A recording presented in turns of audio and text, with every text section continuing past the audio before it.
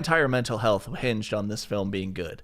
So one of the things that I tried to do going into this was kind of curb my expectations. I try to avoid Twitter for the last 24, 48 hours because I knew that reviews were going to come out and you were going to start seeing, the usual suspects doing their whole I'm going to glaze anything that James Gunn or DC does versus I'm going to bash it because I'm in a Snyder cult and I can't seem to get away from the concept that there might be other movies than that.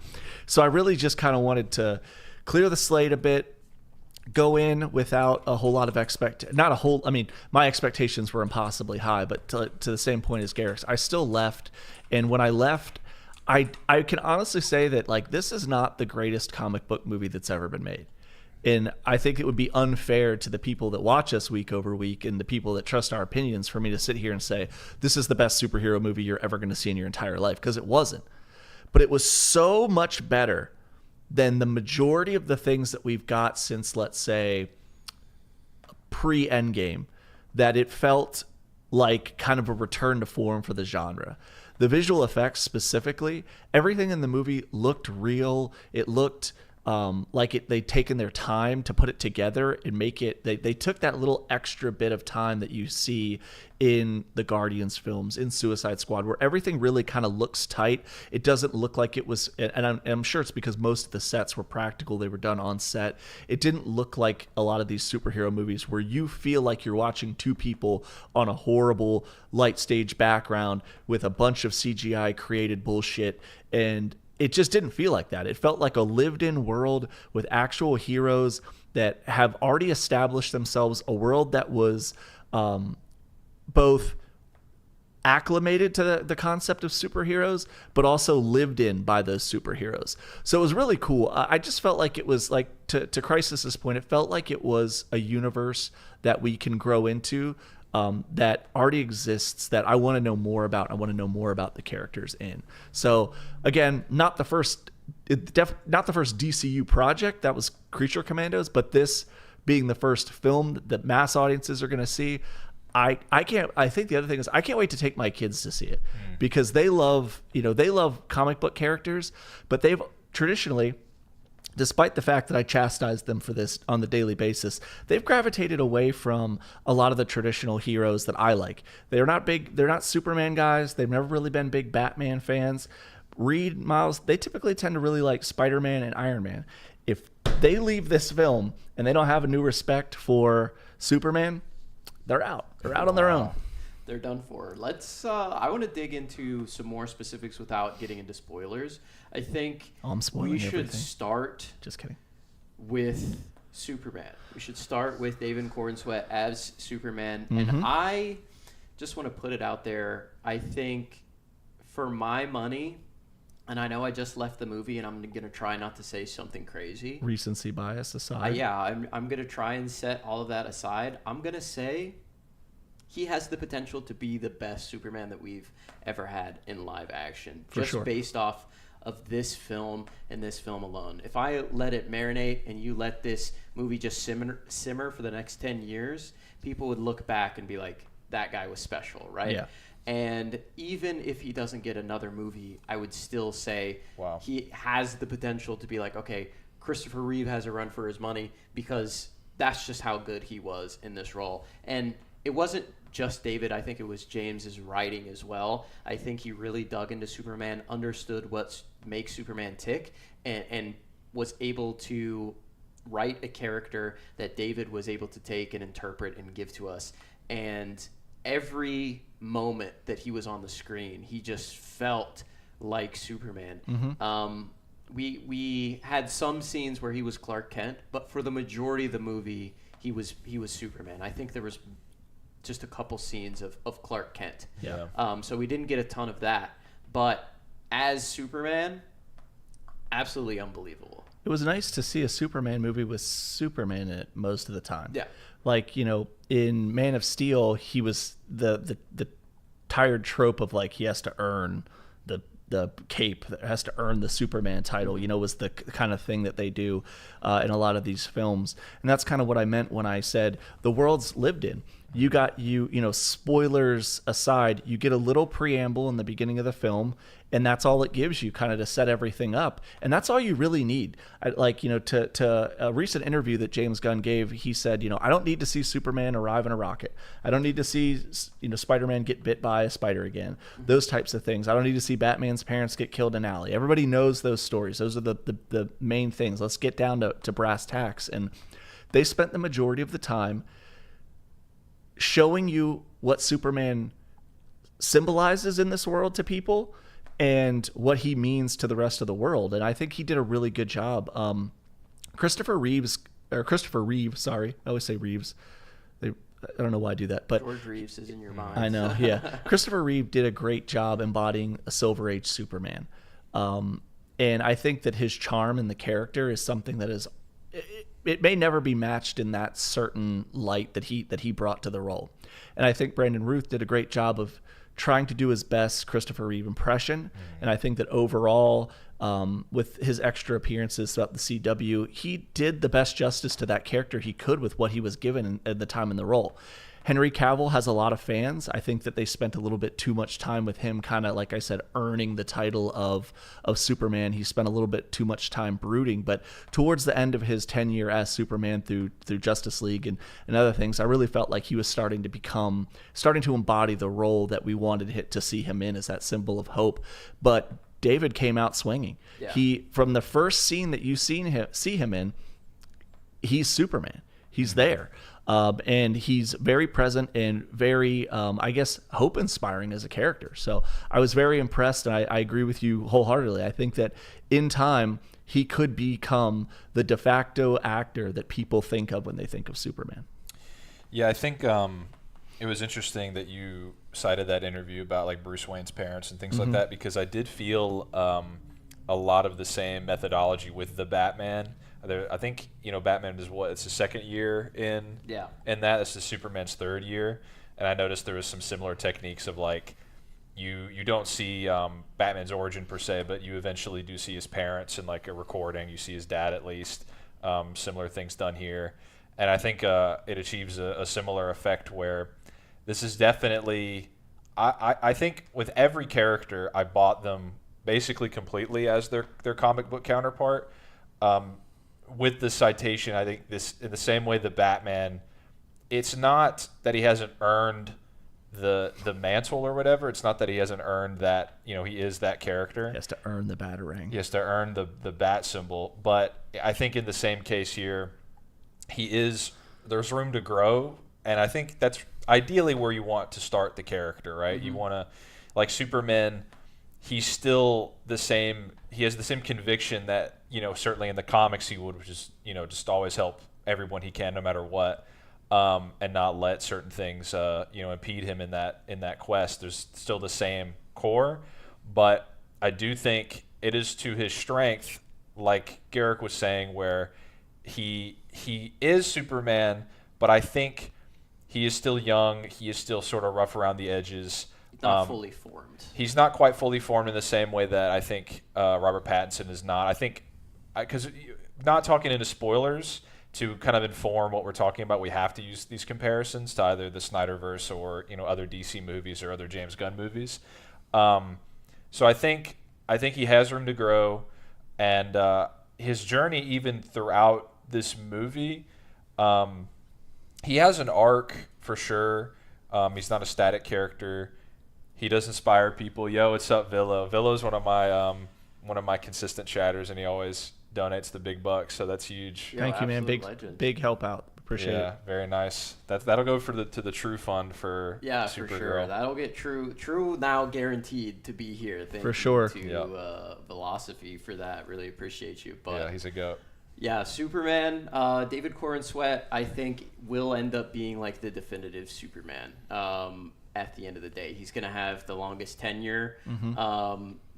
Hopefully. Yeah. I think that this movie is gonna absolutely pop off. Yep. We're gonna see more DCU films, and this is just like the real genesis point, and I think he's gonna be that guy. What I really, really appreciated from David Corn Sweat was his subtlety. I think he was really, really doing a great job of showing us how much Superman cared for everybody else around him.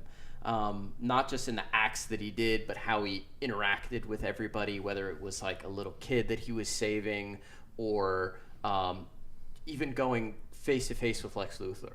Like, he still cared about Lex at the end of the day. And the thing that I constantly talk about in superhero movies that a lot of filmmakers, a lot of scriptwriters, a lot of dialogue doesn't always do a good job is one of the core tenets of these films, especially a character like Superman, is I don't want you to tell me that Superman cares about everybody and loves everyone and wants to do good. I want to see him do those things. And throughout this whole movie, he basically puts himself last as much as he can. He does his very best to be as heroic as he possibly can in any. And when we do a spoiler cast, there are very specific instances that we'll talk about. And I'm sure we'll talk about later when we're off camera. But there were some really small things in there that I was like, there's the people who don't truly grasp the core of Superman and just kind of want to see him punch stuff and blow up buildings and stuff. They're not going to get why some of these things are important to longtime fans and to fans who have seen and read Superman comics across multiple decades. But man, they just got it. They slam dunked that aspect of him wholeheartly. It's crazy.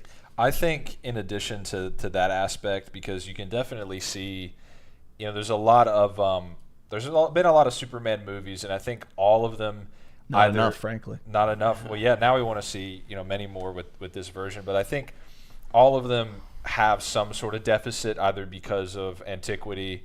Looking at them in retrospect, we can appreciate the Christopher Reeves movies for what they are, but they are classic, old-timey movies at this point. And then if you go down the list, Superman Returns, there wasn't enough action. And then in Man of Steel, there was probably an excess of action and not enough moments like we saw in the Christopher Reeve movie, where he clearly cared about people. He would save a cat from a tree. He would take his time to be charming, to comfort people as he's saving them. And I think this movie, you can see not so much in it being just like sheer reactionary, but it definitely learned lessons from the past Superman films. And I think, if it's down to like a formula, I don't know what more could have been done to address those complaints, to address Superman Returns was too boring, it was too dour, it was trying to adhere too closely to Christopher Reeve. I think Core and Sweat is different, but he has those in the same way that maybe you could look at every Spider-Man live-action version and you could find the core of, like, this is the comic. You could tell where they're pulling from the comics. I think this one does it very strongly. And, there's a lot of comics that have come out since, and I think you could definitely look at the early adventures of Superman, when he's in his younger years, and you can draw parallels from, those comics to this movie. And, you add that in with a lot of the action. We watched Man of Steel last night, because I figured that would be appropriate to see the last go at it of a solo Superman outing. And some of the action in this was, if not better, it was equally as interesting and frenetic and impactful and well storyboarded.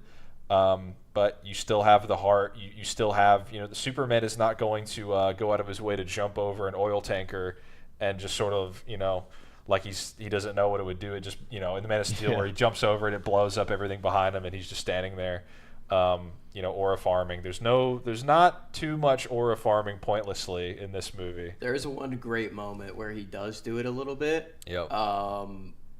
But it was well earned, I think. Yeah. It was closer towards the end of the film. But, I will say that the pacing of this movie was pretty frenetic. Like, you start absolutely. the movie and there's no time wasted in this film. Like, every moment serves a purpose, which I really appreciated.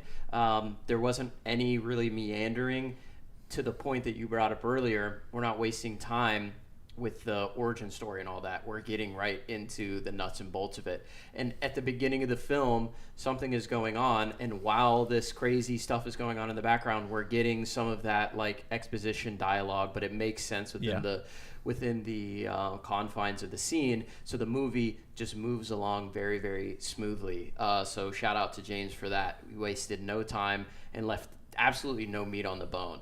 Talking more about characters, I want to talk about the second biggest character in the film, other than Lex and probably Lois. Crypto, of course, the super dog. It was a main focal point of the marketing of the film. I think people are excited to see Crypto really for the first time in live action. Not really, but actually really. Yeah. So Crypto was in the film quite a bit, and he's just a rambunctious dog. He reminded me a lot of my dog, and I feel like a lot of people are going to feel that way. But I just saw my dog in that, and it made me feel like that Crypto was something special and needed to be protected, because that's my dog up there. He's an innocent little guy who wants to have some fun. Maybe he's a little mischievous, but he means well at the end of the day. He's a lovable scamp. Yeah. And I thought that his design, when first released, I was like, a little bit more kind of shaggy dog than what I've seen historically in comic books, but it felt really cool. Like once he got in there, he was just kind of a playful, fun side addition.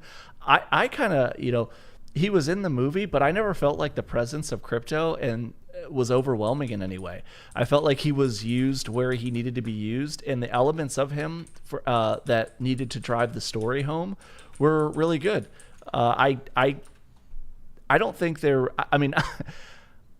I think it's safe to say that we're going to see more of Crypto in the future, and that character is poised to become something that is as identifiable with Superman in the DCU as somebody like Groot had become, or Rocket had become in the MCU and Guardians of the Galaxy franchise. Yeah, we're going to see him in Supergirl, probably. I thought Crypto was great, and I think overall too, the best thing about this movie, as a longtime DC fan, reading the comics, watching the cartoons, is every character, Crypto included, there was no pulling back. There was no can he wear the cape the whole time? Embarrassment. There's no shame. Yeah. He wears the cape the whole time. He has the little logo. They never explain why there's a need to have brand synergy with the dog. It's just that's the character. And I felt that all across the board. Why does Guy Gardner have that haircut? He just likes it for presumably the same reason in the books.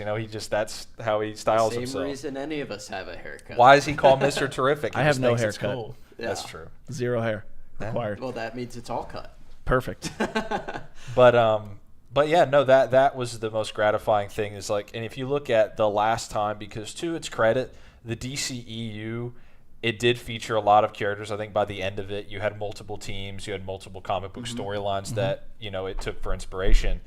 But there always felt like there was some reservation. It's like the Birds of Prey, wildly different. You could tell that they wanted to put a spin on it. You could tell they were limited in certain ways. Yeah. Same with I think Aqua Momoa is cool, but I think this movie, everybody was just from the books. Yeah. They didn't do it. Mr. Terrific is just Mr. Terrific. Every detail is from the comics. The thing I kept thinking, this is directly tied into what you're saying. The thing I kept thinking about when I was watching this movie is this is a comic book movie. Yeah. This felt like you were in a comic book, like you were watching a comic book or a graphic novel come to life. And that is something that I really, really, really wanted to feel again, because I already live in this world. It sucks ass. This world sucks. It's terrible. I don't want to live in that world when I go to the movies, or at least if I'm going to a movie that is taking place supposedly in the real world, I'm fine. If I'm going to a movie that's a comic book movie, I want to be in that comic book universe. And that's what this felt like. You felt like I keep saying over and over again, like a lived-in universe where nobody questions that a dog has a cape. Nobody has to question that there's a dude with, T-spheres floating around, or that, a kaiju shows up. Metamorpho's origin wasn't really addressed. It's just we buy that because if you've seen Creature Commandos, or this movie is on the You've back seen of any superhero movie. It's on the back of the MCU. Yeah. People are acclimated to these and things. hopefully this stuff here, like, you know, if you've steered clear of trailers and stuff and maybe didn't know, I don't know, somehow you didn't know Metamorpho or, you know, Crypto were in the movie or something, we're sorry. These are pretty standard things. So we're trying to make sure we toe the line there. But like when a kaiju shows up in the middle of Metropolis and it's just like, okay, that's happening. Yeah. You know, like that's just something that exists in this world. Mm-hmm. And there's another scene in the film where another thing happens. And this is, I will give you absolutely zero context, but it's a pretty, if it were to happen in our world, it would be on every news station in the world. Right. And when the two characters in the scene are talking about it, it's like, it's just Tuesday. Yeah. You know, I think you guys know exactly what I'm right. talking about. And it's just because it's a comic book movie, and it doesn't really matter that that's happening at the same time that other stuff is happening. You know? I think that all your points are super correct and valid. I Thank will you. I say usually that am. James Gunn was able to weave a lot of real world things into this movie True. with a comic book spin. I think without being heavy-handed and Yes, politically, exactly. there's so many people. Sorry to steal you're your thunder here, but there's so many people online who constantly go, "Don't bring your politics into comic book movies. Don't cram this stuff down our throat." And you've seen that in the last week with people talking endlessly about the comments that James and his brother and other stars have made about Superman effectively being an immigrant. This movie doesn't it does talk about those things a little, but it doesn't do it in a way where it's like, if you're not on board with this policy or that policy or this thing or that thing, you're a bad person. It just talks about these things in a broad general term without giving you a political direction or a political motive to think about, right? They also kind of, and I mean, this is definitely spoiler, but we'll talk about it more specifically when we get to spoilers, Sure. when we do a spoiler stream. But even the immigrant narrative from the comics, which obviously is a very pure, telling of it from the books, they even kind of muddy that. They make it kind of ambiguous as to like, the nature of it. Again, it's a big spoiler, so not to get too descriptive, but there's also the nature, like, of saying about, tackling modern politics. It's fictional. It's a fictional conflict. You can easily plug in whatever side. So I definitely think it's a concise message. It's a pure message, and the movie wears it on its sleeve. It wears that purity on its sleeve. You have different characters and different factions trying to have Superman either capitulate or acknowledge the complicated matter of it, and he basically never does. It's just the theme of the movie is to try to be a good person, and that's the most in trouble. I'm going to try and help them. Yeah, absolutely. I don't care how muddy the situation is. People are in danger. I'm going to go out of my way to save them. And the person putting people in danger a lot of the time, or all the time, is Lex Luthor. I think Lex in this film is. I'm dying to talk I don't know about if this Lex. is. I don't know if this is going to be true or not. But I'm getting just leaving the movie. I think it might be divisive. I really liked Holt as Lex Luthor, but this is a very specific kind of Lex Luthor that maybe not everybody will jive with. The character knows his flaws. He's a super genius that knows literally everything, and he knows his weaknesses. But despite that knowledge, he can't help but fall into the trappings that they establish, just general like Lex Luthor things. He hates Superman, and that hate for Superman is going to override his rational thinking a lot of the time, and that's what you see with this character. But he's ultimately very, very evil. He does no the fact that he knows it so clearly means Yes. he's totally in control of his actions. He's like completely irredeemable, and I think he is very like, I would say he's like an old school like Bond villain. He's absolutely insane in the greatest ways. One of the things about this version of Lex Luthor, so we have all these different versions of Lex throughout history in comic book film. Of course, Gene Hackman, Kevin Spacey, all the ones from CWs and all these other shows that were on, and of course Jesse Eisenberg, which I think I've made my thoughts very clear on. The one thing about Nicholas Holt's Lex Luthor that I think stands apart from a lot of modern comic book villains is that in most comic book stories, the best ones, the best films, the villain typically tends to think that they are doing the right thing. Like Thanos thought by purging the galaxy of half the life, he's helping people ultimately. Ego kind of did the same thing in Guardians of the Galaxy. A lot of these guys view themselves as the hero in their own story. I very much felt like Lex knew that he was a shithead, continued to be a shithead, just because he has very selfish goals. Like, he was not the hero in his own story. He was willing to do whatever it took to get the things that he wanted and to get rid of the things that were standing in his way, of course, Superman being the largest of those things. He did a great job of selling it as I'm a bit altruistic, but he very much was not. And I think that's what separates him, what makes him truly kind of, I mean, he's a pretty evil character. Yeah. So I thought Nicholas Hoult smashed it. I mean, I know that, you know, Lex Luthor has been a very complicated nut to crack for a lot of filmmakers, a lot of writers too, because you either portray him as this suave and sophisticated, like I'm smarter than Superman. I kind of have all my shit. Exactly. Yeah. This wasn't. He was emotional. He was reckless, but he was brilliant and dangerous. And I think there was a lot of depth to that character. And spoilers aside, I look forward to hopefully seeing more of him in the future. I will say as well about Lex because you know, I enjoy Smallville. And I think that is the best live-action Luthor up to this point. And James Gunn's talked about that. He's talked about how that is the best Lex. And there is a quality. I remember that guy's name. Is it Michael Rosenbaum? Damn it! I knew it. And by the end of that show, it strikes me as very similar to what, you know, Nick has been saying about how Lex, by the end of Smallville, knows he's the villain. He knows his role, and he's basically embraced it wholeheartely. And he will do his best to be the villain for Superman. And I got that sense here, and then another comparison to the Snyderverse Lex.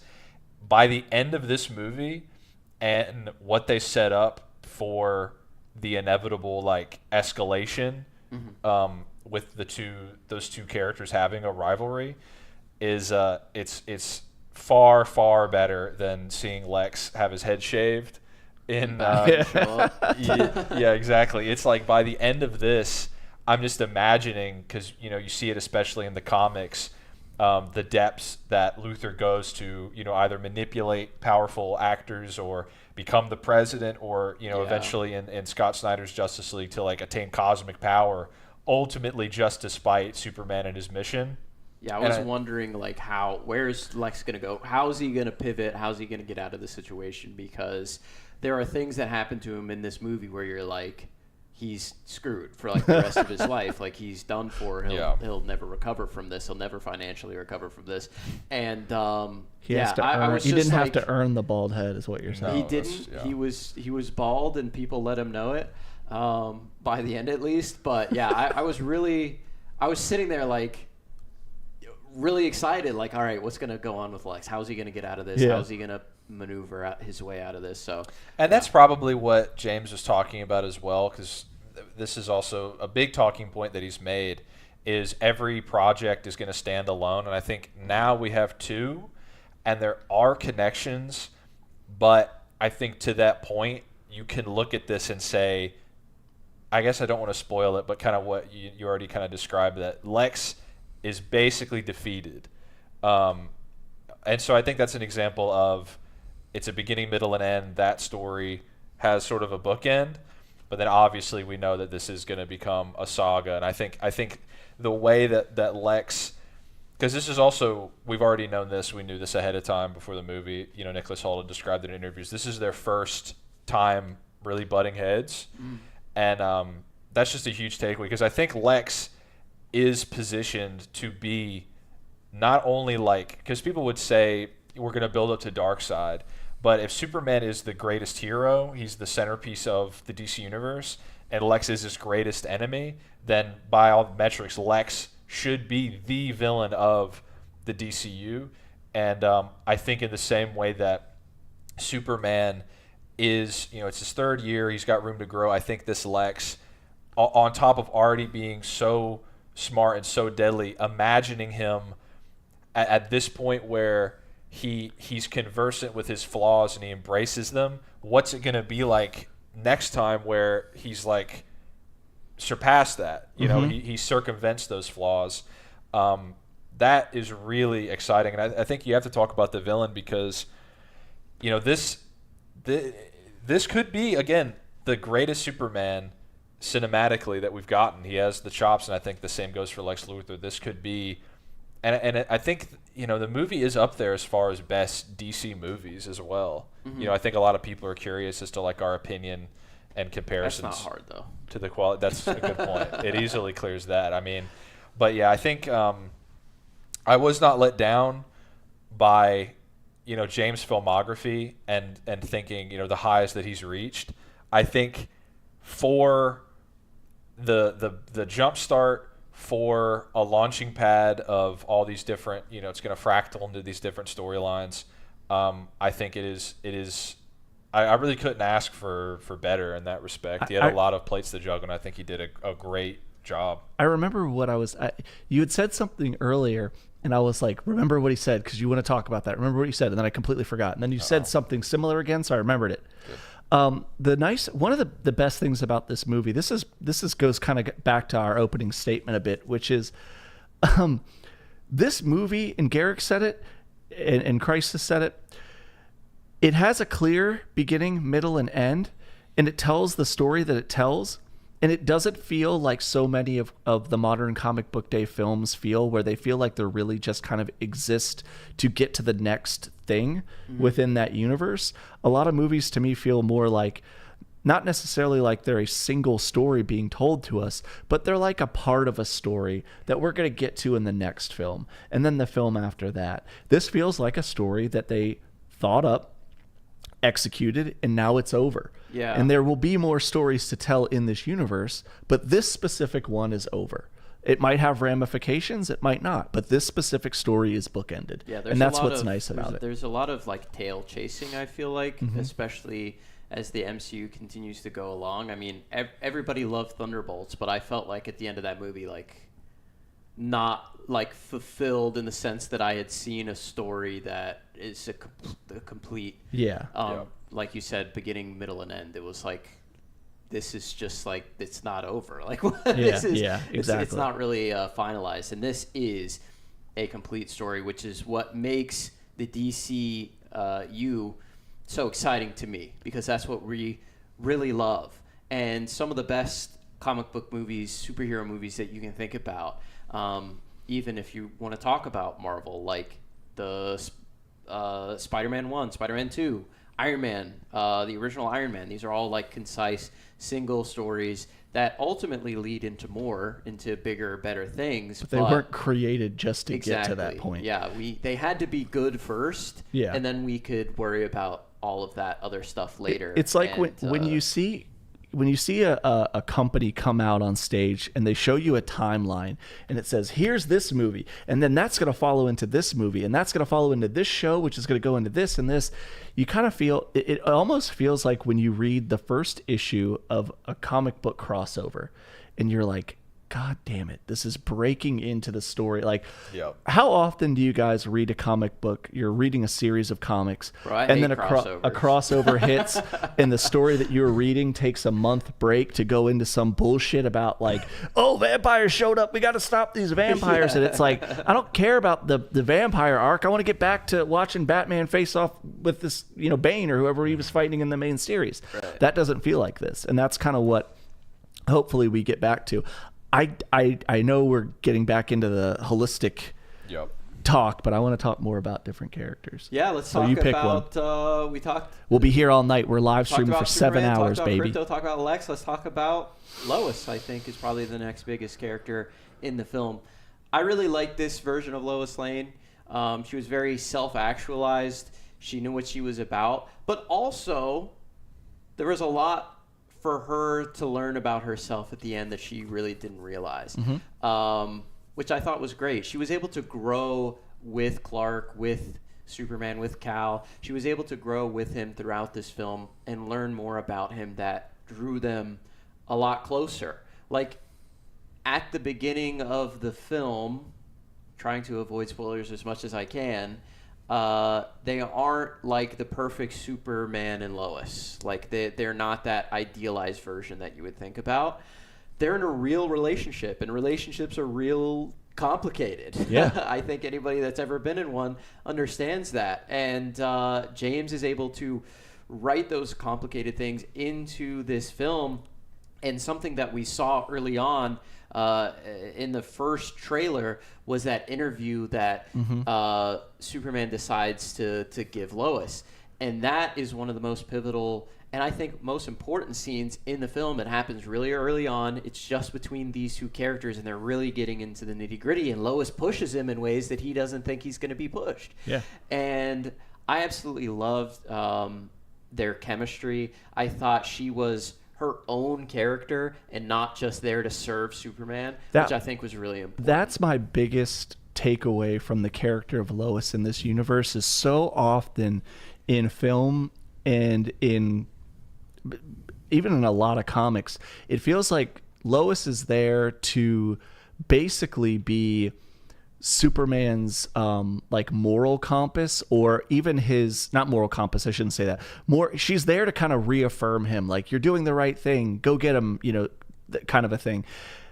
She's in this movie, she has her own stuff that she's doing. She's her own character. She has her own goals, ambitions. She has a plot line that she's working on. She moves seamlessly into the script in ways that I didn't expect them to use her. Like, sometimes I feel like there's this give and take with Lois where people don't know if she's supposed to just be like his arm candy or if she's supposed to be like the constant reassurance. In this, she's a fully fledged character who's there to do the things that to see the things that she wants to do done, I guess. I'm trying to avoid this. Probably won't make a lot of sense to the people watching because you haven't seen it yet, and I'm trying desperately to not ruin anything. But she's a character that is not simply there to make Superman feel better or feel loved or feel appreciated. Isn't like, which I think a lot of people maybe were concerned she wasn't just like a super like girl boss, like, yeah. You know what I mean, like that trope. Yeah, not to say that that's not like, you can't be a powerful woman and have a like great career, but she wasn't like perfect and I know everything him all the time. Exactly. And she was there to support him, but also there to challenge him at key moments, which I think was really important and didn't come off condescending or like annoying in any way, which I feel like the love interest for these superhero characters can often fall into that trope. And I think James expertly wrote the character in a way where she was somebody that you could appreciate in the film as their own character, not just for sure somebody there, like you said, to be there for Superman. And I think, like the point you brought up, the way she was weaved into the story was really, really well done. Like Crisis brought up earlier, we watched Man of Steel yesterday, and genuinely the way Lois is used in that movie is not like super great. She's just like shoved in these situations that don't make a lot of sense. Yeah.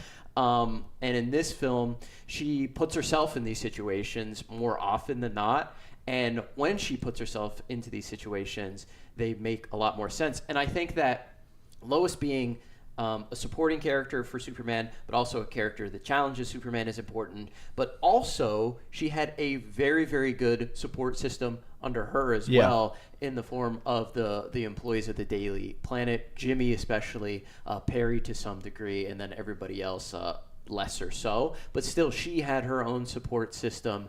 So it all made sense. Like, everybody had real relationships, it felt like, to me. And all of these ancillary characters can sometimes just feel very disjointed from one another when you get into these kind of films. But James is a guy that has written ensembles for so long. That's like the best thing that he's known for. Yep. And in this, he's doing something completely different, where he's writing a Superman movie about Superman. But also, he's so good at writing character relationships that he's able to make all of these characters that maybe only have one or two lines very believable, very real. and all make sense together. So I love the way that Lois was worked into the film. I love the character herself, and I love her relationship with everybody else in the film, whether it was new characters she was meeting or characters that she has known for a long time. Yeah, I think her main journey was sort of coming from a place of her virtue that she most valued was empirical truth and the search for just sort of the facts, and then Superman is very much based on emotional truth, and those come into a conflict of interest.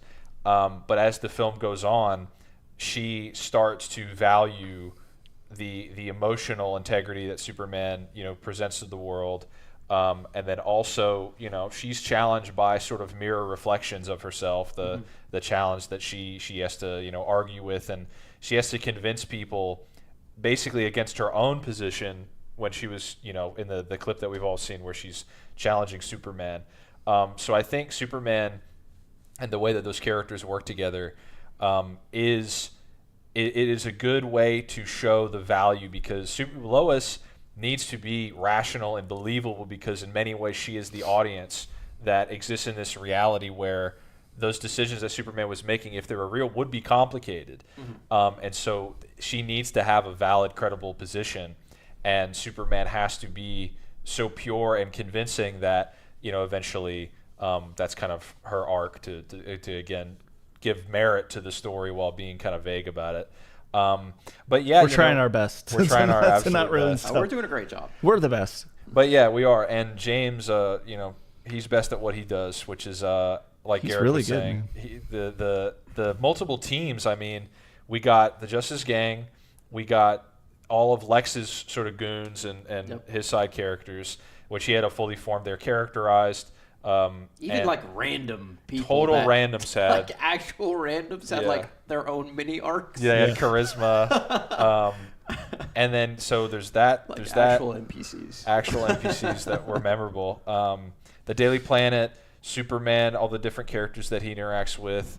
I think James he's getting better at it. It is increasing the amount of versatility. Too powerful. How do we hold this guy back? Someone has to stop him. Yeah. But yeah, you look at the Guardians, and that's a team of what, like 5 people, and then the first, like, Ronan wasn't a very good villain, to be honest, but I think there's a lot to be said about the fact that the heaviest piece of criticism from Guardians of the Galaxy 1 is how one-dimensional the villain of the film was, and how after that criticism came out, he just absolutely slaughters every villain since then. Ego was insanely good. And not what's his name in the third one. High Evolutionary was one of the best villains, maybe the best in the MCU. And Lex just absolutely killed it. And all of his goons kind of killed it too, to some extent. So, he could, I don't know, man. I don't know what we could give him criticism on. I'm trying to think of something selfish so that he hears it and then just absolutely slaughters whatever that criticism is. Wasn't enough Nightwing in the movie. I'll say that. Why didn't there was never mind. It's a spoiler. I can't even bring it up. Yeah, but I'm just gonna say it, guys. Katana. There wasn't enough Katana scenes in the film. I was hoping Rick Flag Sr. would at least give that line in honor of his fallen son. In honor of his. His kid. There were some cool cameos though too. There was one great cameo that I did not I should have expected it. Yeah, I couldn't even hear what the character was saying. Everyone was laughing and cheering, and I was just like, "Oh man!" It was a great choice. Can we talk a little bit about Mr. Terrific? I'm dying to talk about Mr. Let's Terrific. Get into I the got Justice mountains Gang. of feelings let's on Mr. talk Terrific. about the Justice Gang. We have Mr. Terrific, Hawk Girl, and Green Lantern Guy Gardner, of course. The Justice Gang. The Justice Gang. Let it rip, brother. Was fantastic. Mr. Terrific. How do you feel about him? Mr. Terrific was honestly my favorite character in the movie besides Superman. I thought that all of his dialogue, at first when he first started talking, I was like, oh no. Like, because he has this inflection and tone in his voice that I hadn't heard from that actor before. But as he kept going, I was like, I love it. I love everything about this interpretation of him. He was a confident, absolute badass. And I think that character, specifically some of the action scenes that you guys have seen in the trailer, are really going to surprise people, because if you don't know, one of the coolest scenes in the movie, maybe the best action scene in the movie, was Mr. Terrific. Yeah, I think that part with one of it, when you guys see it, you'll know exactly what I'm talking about. It's his main action scene, a solo one for him, pretty much. Is one of the coolest ways that they've done things in comic book movies that I can think of in a while. Very reminiscent of how camera work was so good. Of how you think about I was thinking a lot about how Star-Lord moves in Guardians of the Galaxy, how he uses specific things he uses his terrain to his advantage, his rocket boosters, his guns. He's just a guy at the end of the day, and he's tangling with, Thanos and Ronan and all these maxed out, no wasted movement. Mr. Terrific was a similar character in the way that, with the tools at his disposal, he was just an absolute badass. But it felt like an evolution of like Yondu with the arrow a little bit. A bit so, absolutely, with the T-spheres. But more than that, I felt like they did they made him, like, for those of you who don't know, Mr. Terrific in the comic books is hands down one of, if not the smartest people in DC Comics. And they did a very good job of letting you know that without beating you over the head with it.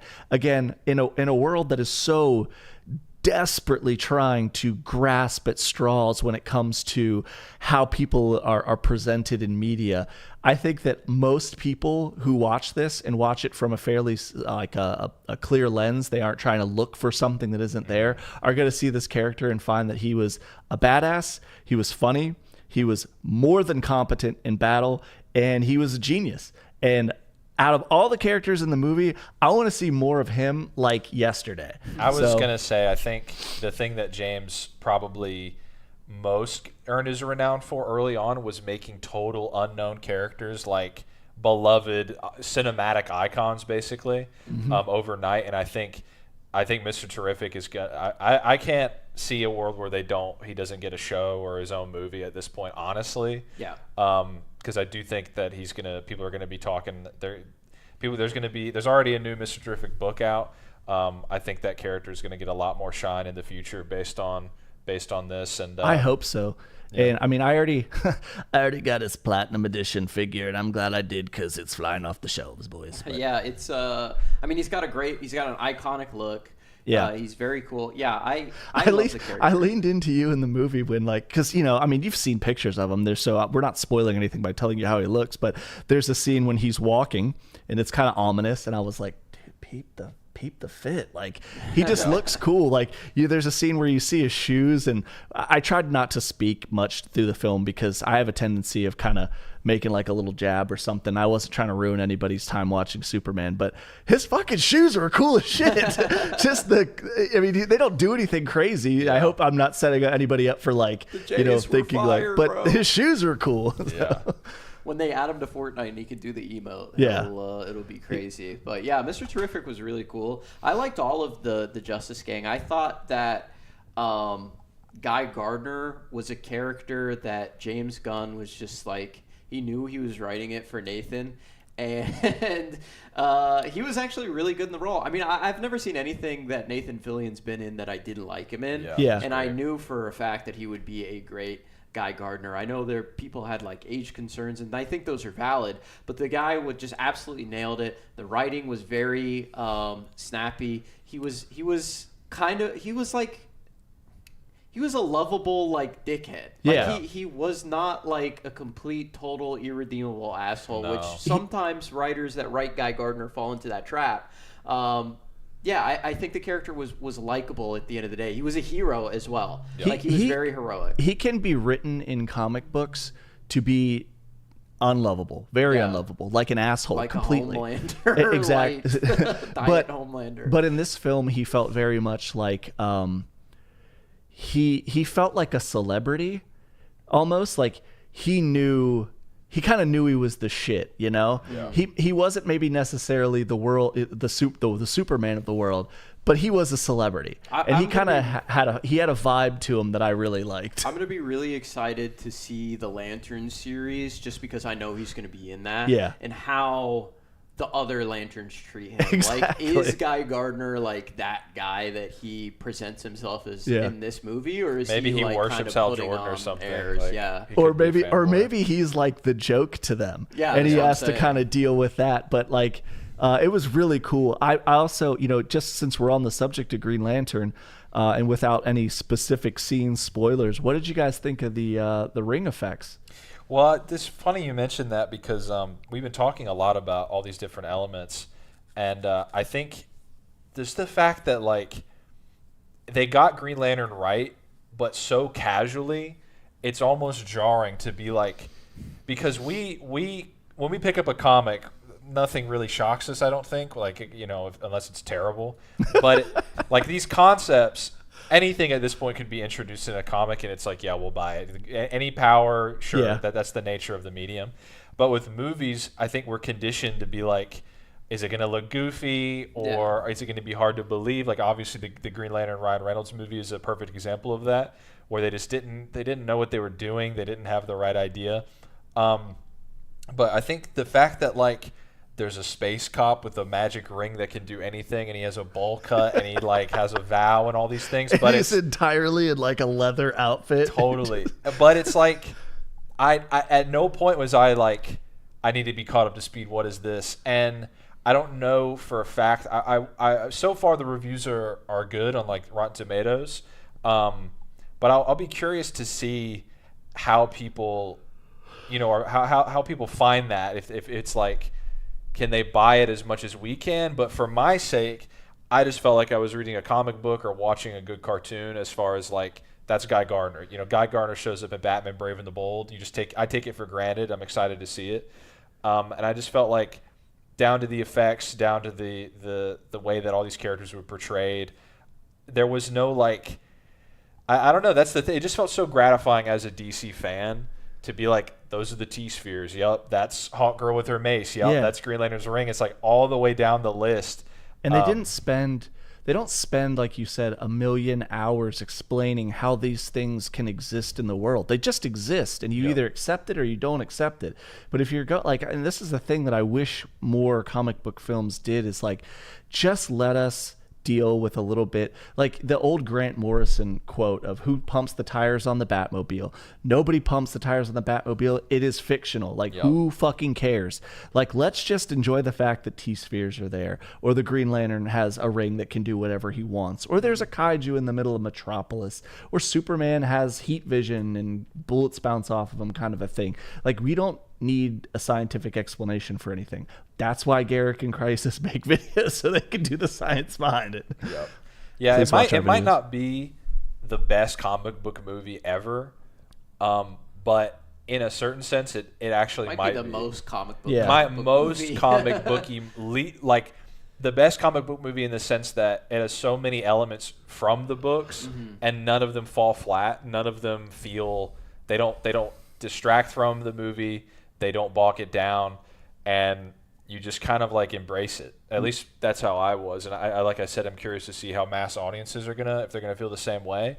But I don't see movies for the mass audience. I saw it for myself, and that was something that it just felt like finally, finally the Snyderverse had all these years, all these entries. It never really got to that place, and unlike Marvel, there haven't been 15 years of like, there's mutants, there's people who got bit by spiders and can crawl around. There's Iron Man suits, and so to finally see that with DC after all this time, and done so well, where it's like even the Arrowverse had like weird hiccups, and they did their own spin on things here and there. A lot of weird, but this just felt like it's the characters in a live action setting.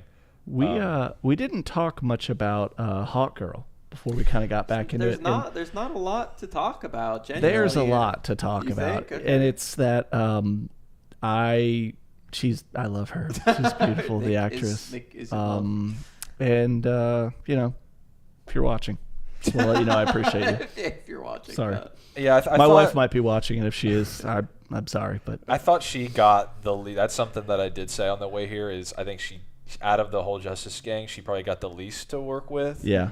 She's just kind of like, I don't know, doing her own thing, and then she doesn't really have much dialogue either. No, so I think out of any of them, she probably has the least to work with, and I mean, we don't know for a fact if there's going to be like a Hawk Girl project or a Hawkman or something to flesh her out. Web series.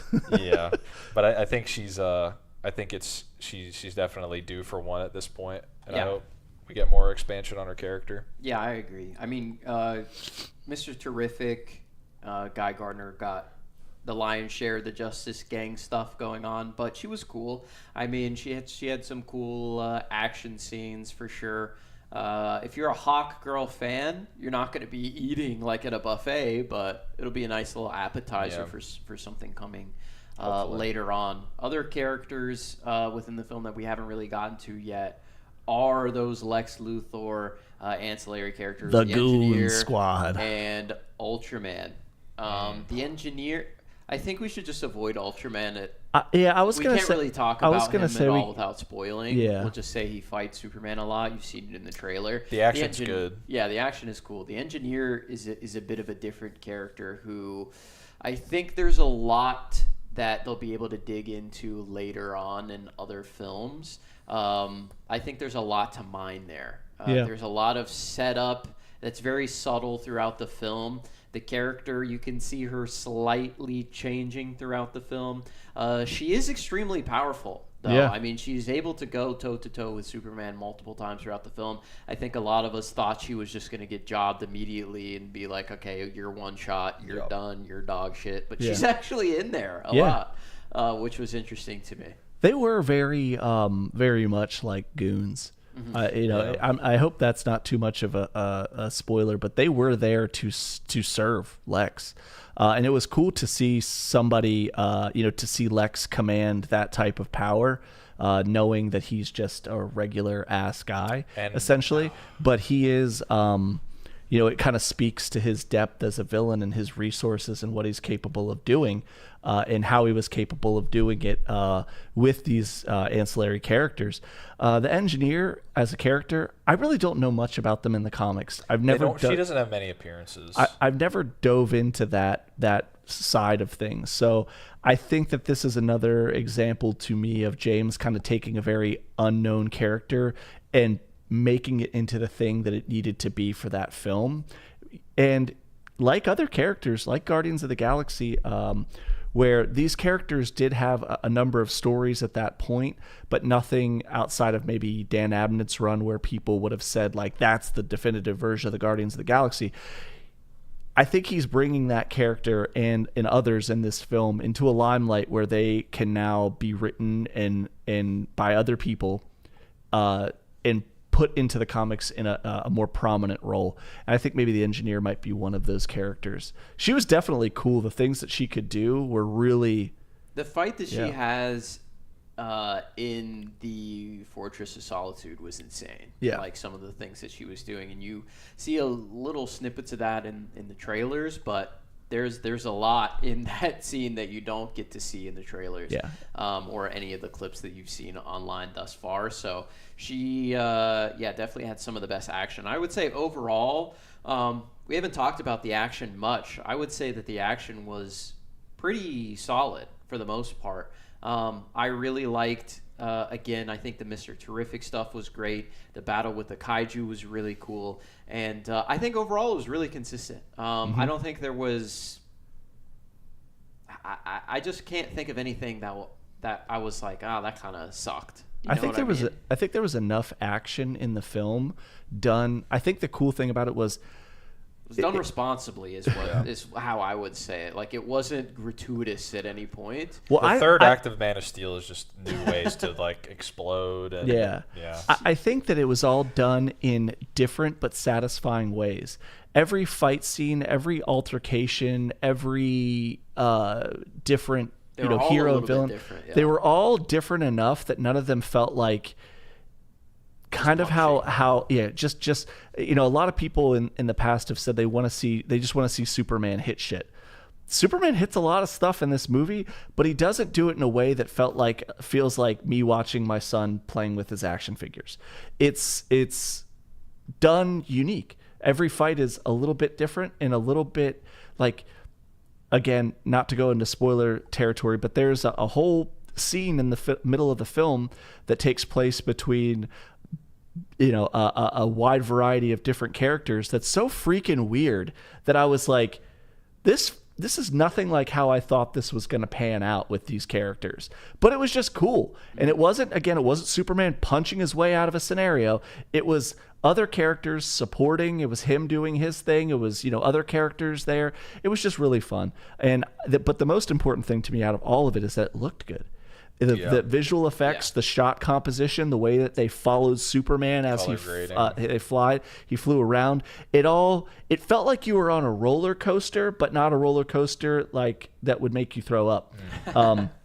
It was fun. It was just really like it was Superman actual fun. Used his powers a lot was really fun and unique and interesting. Which again is like, he didn't have frost breath until Justice League in the DCEU. He had to earn the breath. He had to earn the frost breath. But yeah, that's another element. Another thing that I appreciate is because when you think of like superhumans punching, there's a sense of like, oh, well, he's so powerful, you should punch this guy through like 8 skyscrapers or something. Yeah. But when you look at like Superman versus Doomsday in the comics, a quality I like to think of is when they're equals, it becomes a brawl. Yeah. Like if there's a big discrepancy, then that person gets punched through a million walls. But if they're like rivals, then it kind of devolves. They're not going to move that much. Right, exactly. And I thought the sound design in particular in one fight and that quality of them just sort of, going toe-to-toe, I thought that was really cool. I thought that aspect of one particular fight scene was really interesting. Whereas like in Man of Steel, it is,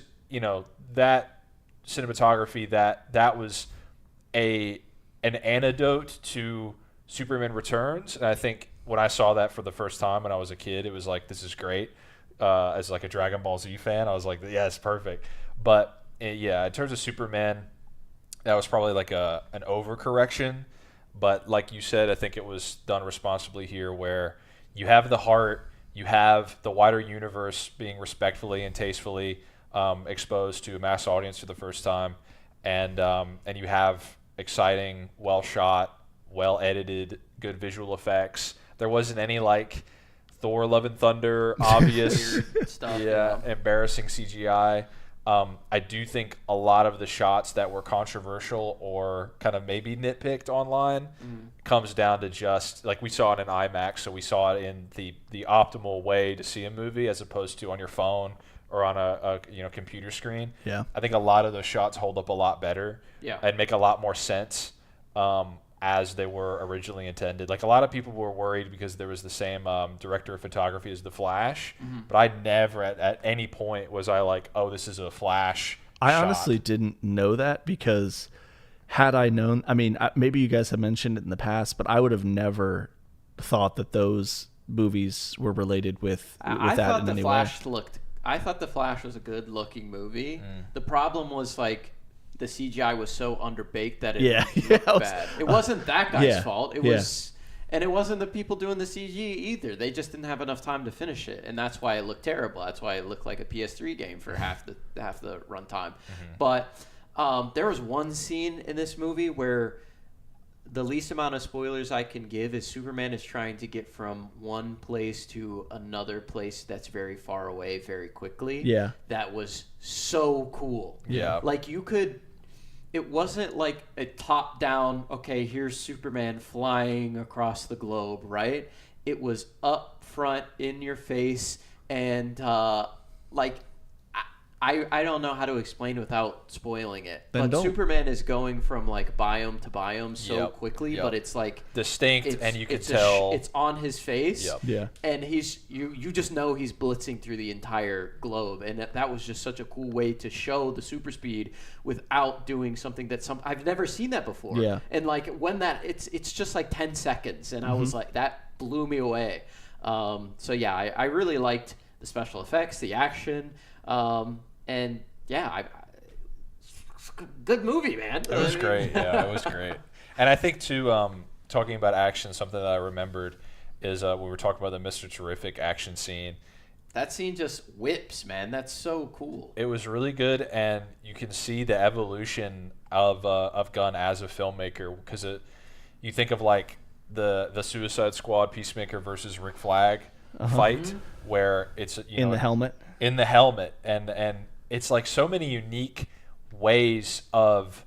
He's finding new ways to film different powers, different people with varying level of capabilities. Where, you look at the Nolan Batman movies, we've seen highly skilled martial artists fight, but never as it was in the Suicide Squad. Where it's visually interesting, and like you said, you got to find a new way to captivate audiences who have seen it done so many times before.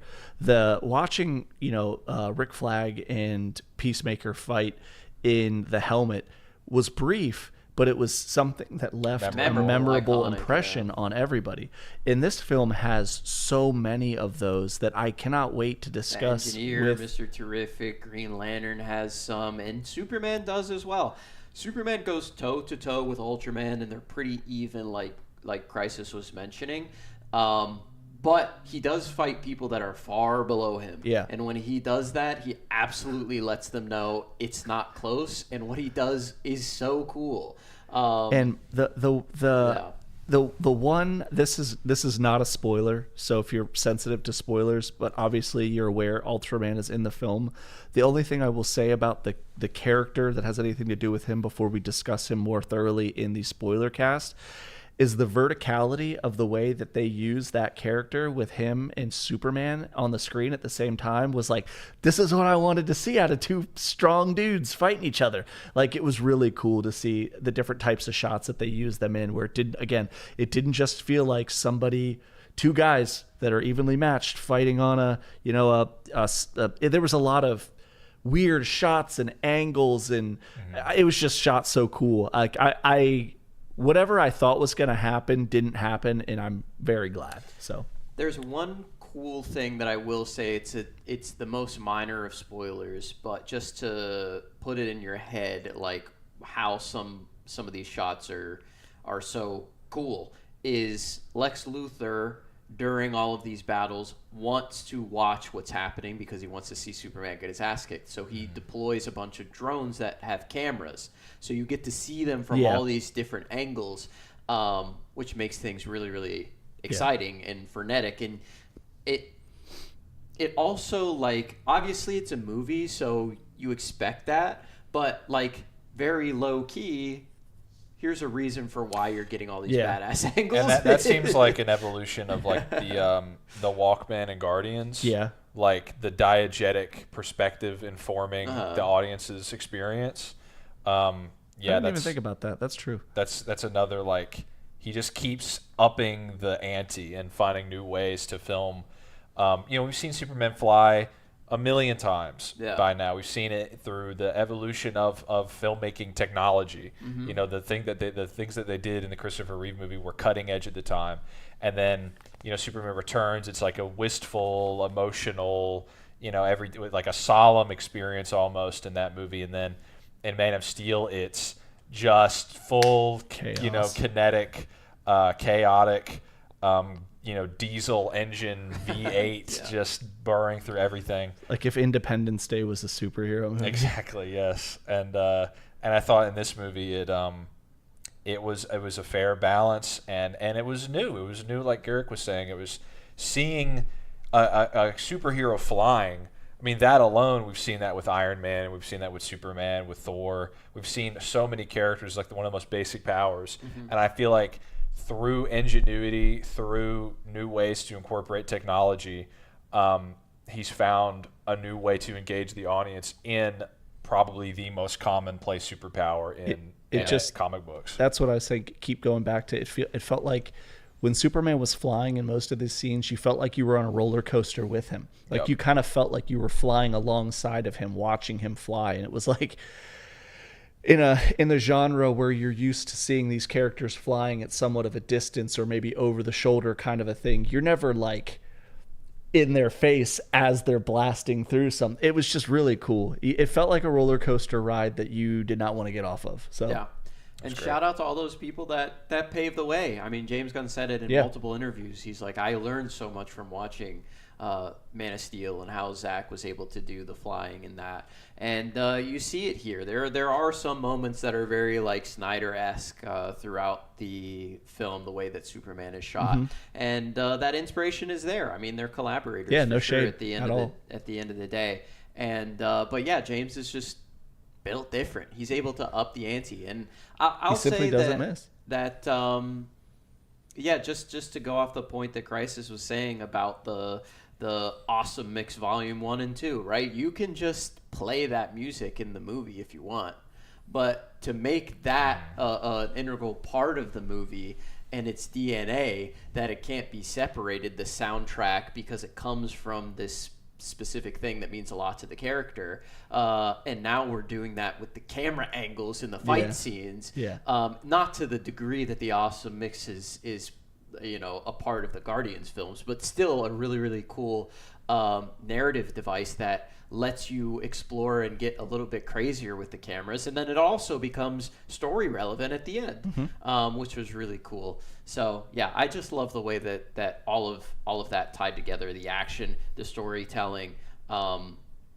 just the ingenuity of it all. I think it just all came together in a really, really cool way. So we're glazing the hell out of this movie. I mean, I don't. Are there anything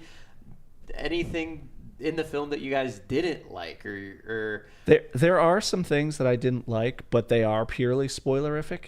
Okay, so we can just hold on to those. So I when mean, we get just general thoughts.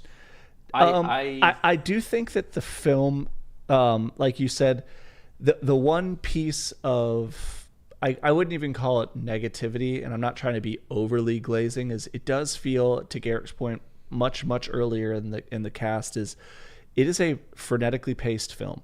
It's very fast. Things happen quickly. They don't give you a lot of background, not that you necessarily need it, but we're going from beat to beat to beat to beat to beat, and there is no time to stop. I actually hopped up, went to the bathroom, I pissed. It took me maybe a minute and a half. I was shocked. I came back and I was like, what the hell? What? And like, now we're here in a different place altogether, but it was fine. I figured it out in 10 seconds and we kept moving. I don't think that the film needed to be longer. I just felt like it was. You needed some brief. Yeah, like I felt like I needed a second to go. Okay, that was sick. All right, what's next? Like, kind of a thing. We got to catch our breath when Superman got to catch his breath in the film. He was on the back foot the whole time. Yeah, that's the only time you really got to like sit back, collect your thoughts a little bit, and then you get hit with the emotional stuff. So now you got to deal with that. maybe another 10 minutes. I could have done another 10 minutes. You could have done another just 10. Another 10. Yeah. I think it's a criticism in the sense that, like, when you look at the Batman and people critique that interpretation for just having no suave Bruce Wayne persona, it's like that is something integral to the character that they made a conscious decision to not have it present in that take.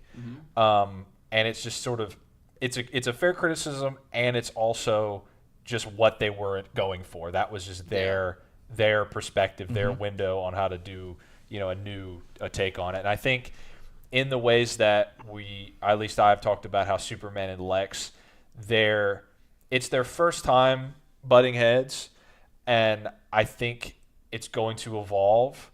But that would be kind of, I guess, the one criticism is just Superman does not have all of his ducks in a row yet.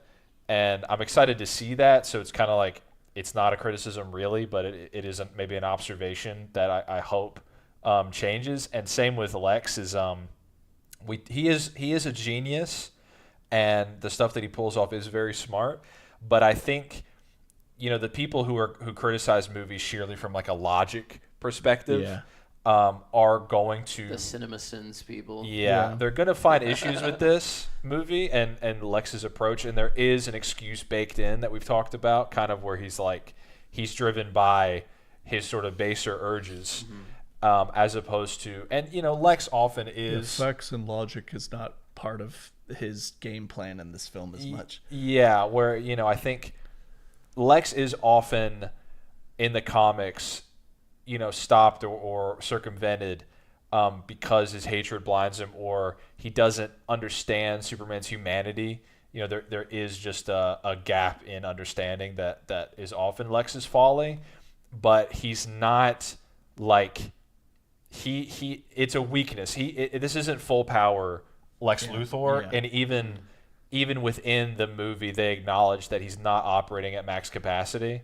And I'd say, and same with Superman. I mean, literally, he's not really ever at full Superman. He's not ever at full strength in this movie. And I think the same goes for Lex. And I wonder if that was intentional. I wonder if it's like we know this is the first chapter. Yeah. We know that this is early on. We want to build up to something in the future. But I would say there's a lot of shared. You can tell where James also took lessons from the Batman.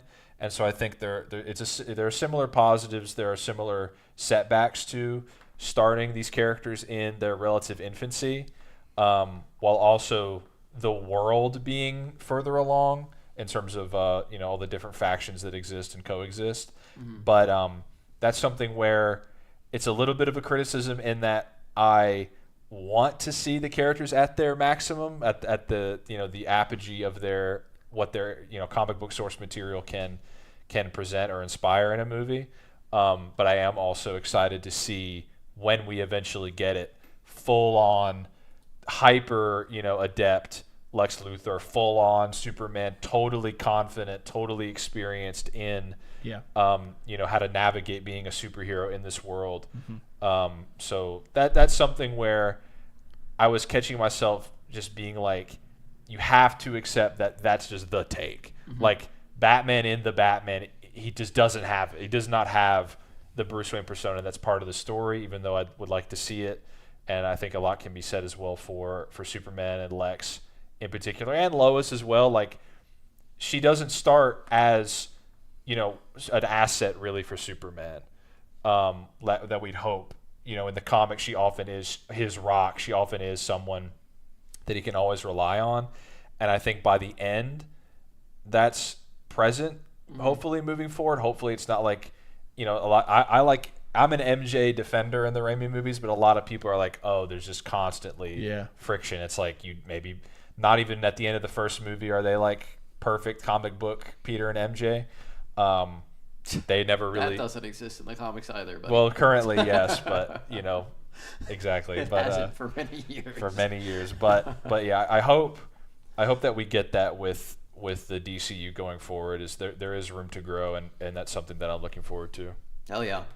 All right, fellas, do we have anything else we want to dig into, nitty-gritty stuff, or we want to wrap this thing up? We can wrap it up if you want. Let's put it in a nice, neat bow. We're going to talk spoilers when Drew has seen the film, and I'm sure in that podcast episode we'll go a lot longer than we have here because for sure. We're going to talk everything from start to finish, and I'm going to see the movie again. Yep. So we'll probably have multiple viewings under our belt. True will have seen it. We'll all be fresh in our minds. But to wrap things up, do we want to give a rating? Everybody feel comfortable with a number? Or I know that you said that you might not, but I could give it a rating. This is good. This is our first big review. We talked about Creature Commandos, but I think we should decide now. Are we doing ratings? Are we doing? We got to do a rating. Recommended or not recommended? We got to do a rating. Just get a hard number. If I had to give a number, I don't want to go too high, and I also don't want to go too low. I know how I feel about the film personally right now, and I could feel a little bit differently tomorrow, or I could feel a little bit differently after I see the movie. So keep this in mind. This is me coming off the high of seeing the film. Mm-hmm. I just got out of it. High as hell. I haven't completely digested everything, and maybe I feel a little bit better having discussed it more, which I think is a good thing. Right now, I'm feeling like 85, 90 if I'm going out of 100. Genuinely, really love the film. There are a lot of ways where I think James can go even further beyond. So let's leave some room for that. I'll say it's like an 8. I'll say it's like an 85 out of 100, 8.5. I really love the film. That's a super high grade in my opinion. Yep. So, yeah, very favorable for me. You want to give one or do you want me to go? I said as soon as I saw it, I was saying, like I was texting people, I was like, it's an 8 or a 9. So similar to where you're at. I think as a DC movie, as a DC fan who has seen all of these false starts and failed attempts at something like this, right, it might be a 10 out of 10 as far as like what it's able to achieve. You feel a lot more sure-footed about this. At least I do.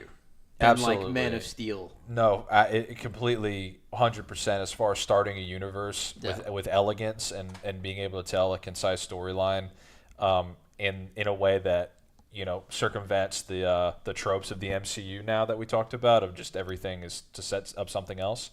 It's 10 out of 10 in that execution. But I think I will leave a little bit of room. I think I would say probably the same. I'd say 8.5. You know, because it's a great movie. There's no like obvious glaring flaw, but you got to leave some room to grow.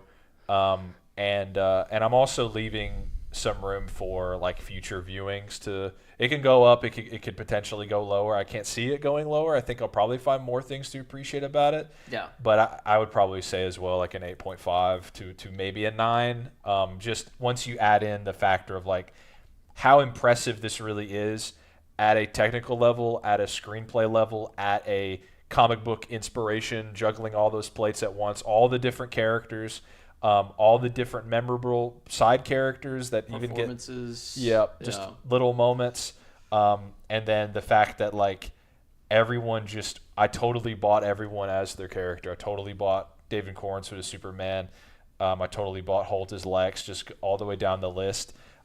So yeah, maybe a 9 when you look at it holistically, when you account for James Gunn's career up until now, and when you account for this being an antidote to a lot of the MCU movies we've gotten lately that have just fallen so far onto those tropes and onto, you know, the expectation that the audience is just going to eat it up because that is what it is. It just is Marvel. They just feel so confident in that. So maybe a 9 when you factor in those things, I would say. Cool. I am I got to do it. I'm going full 10. Let's go. And the reason is, you know, is anything truly perfect in the world? Probably not. But when I think about all the things that I wanted in a Superman film, it gave me everything that I could have possibly wanted without compromise. Mm-hmm. It was a great Superman story. It was a great Lex Luthor. There were tons of great battles, action. It had heart. It had an interesting story that was not so heavy-handed that it would be difficult to follow for maybe say younger audiences, while not being so complicated. You know, that it felt like it needed to do things that this type of story didn't need to do. I try to, when I think about, I guess one of the things that I've been trying to do when I think about film in general is I'm not comparing Superman to, say, Sinners, which would be another film that I would say is probably pretty close to a 10 out of 10 for me. I'm comparing Superman to Superman. Like I'm thinking about how much I enjoyed the film, how much I want to watch it again, how much I want that world to continue to exist, and how much it inspires the things that I love. Like so often in the world, you know, like I said earlier in the podcast, I already live in the real world and it sucks. When I go to the movies, I want to be able to fall into what I'm watching. And I felt like I lived in that world for the time that I was in it. And I was very happy with what I got there. There are stuff there's stuff that you can nitpick in any film. You can nitpick anything to death if you really wanted to. If we sat down, I'm sure there's stuff I could find in this film that, I didn't like. Come to think of it, I didn't like that, or they could have done this better. But at the end of the day, like, this was the most complete and collect comic book film I've seen in quite some time. It featured my favorite comic book character doing a bunch of comic book ass shit, and I loved it. And I'm really glad that James made this film, and I think it's a film that only James could have made in this way. And I can't wait to see what they do with these characters next. I hope there's a sequel. I hope that this Superman is far more present in this world than the Superman we've got in the past. Because, frankly, he kicked ass, and he did a great job embodying the character. So I recommend go out, see it. I'm taking my son to see it as soon as I can get tickets. Again, I would have brought him tonight, but it's a little late for him. But I'm definitely going to take. I think it's age appropriate. I could probably even take the younger one too. So I'm excited to go see it again, and I hope it kind of pushes them towards liking who's obviously the best superhero of all time. Right. Yeah. I think they're a little young for the Batman, but Miles might be able to relate to Baby Joey or something. That'll be his favorite superhero. Daddy can fly. He's flying, and they'll love Crypto. Yeah, everybody will love Crypto, but that is going to be it for us, ladies and gentlemen, for the spoiler-free review. Thank you to everybody that showed up. We had multiple donos today. Bam, 255019 said, greatly enjoyed the film. Just wish James allowed some scenes to breathe. We talked about that. We agree. I think he did better in previous films when to add comedy and when not to. Absolutely. Issa, one of the GOATs, I believe he is in the middle of watching the film right now. I can't see this live because I'm watching the movie as you read this. I hope it was great. I already know Nick is greater than Superman in scaling, by the way. Also, congrats on the podcast so far. It's been peak. Thank you so much, Issa. You're a legend. And, of course, Velocity dropping the fat 200, which all but confirms that True will be here for Supergirl when that comes next year. So we are super excited for that. Thank you to everybody that stopped by. Thank you to Crisis for coming up and seeing the film with us in person. Over or down. Wherever he came wherever from. he could be from. He flew through the sky like Superman to get here. Thank you so much, everybody. We will be back very, very soon. I don't know when. We'll make a post when we're going to do the spoiler one because we might not wait until Wednesday next week. It might be earlier than that. I know True is going to want to talk about this movie as soon as he sees it. So we will keep you all updated on that. Thank you one last time to everybody that showed up. For Nick, Crisis, my name is Garrick. Thank you for joining us here in the DCU Experience, and we will see you very, very soon. Bye.